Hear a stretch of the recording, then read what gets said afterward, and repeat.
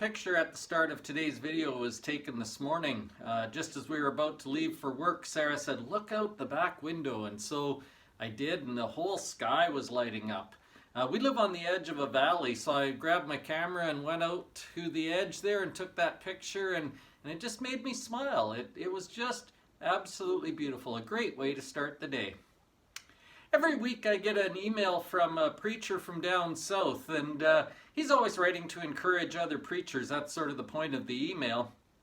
But whatever he's writing about, he always ends it by saying, "Be ye glad." I kind of like that. Regardless of what he's writing about, he always ends it by saying, "Be ye glad." I'm reminded that that's a choice. Right? It's a choice to see the sunrise and say, "Man, that's beautiful." It's a choice to say, "Be glad." Even in our hard circumstances, it's still a choice.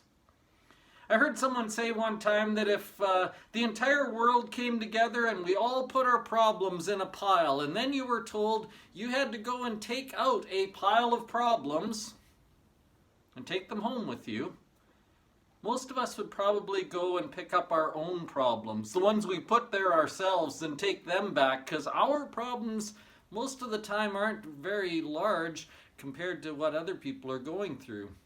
That's true of me. I've got some things that are annoying me right now, but I have a lot of things I can be glad about. This was David's attitude lots of times in the Psalms. He writes in Psalm 9 as he begins in verse 1, he says, "I will praise you, O Lord, with all my heart. I will tell of all your wonders. I will be glad and rejoice in you."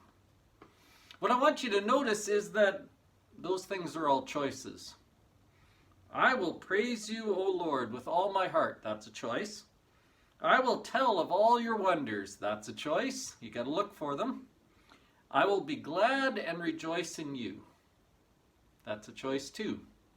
If you've read the Psalms, you'll know that David's life wasn't easy. He had lots of enemies, lots of people trying to get him all the time, lots of people chasing him around, and he was always struggling. He was always worried. He always had these big things going on, but he always came back and said, "I will choose to focus on the wonderful things. I will rejoice.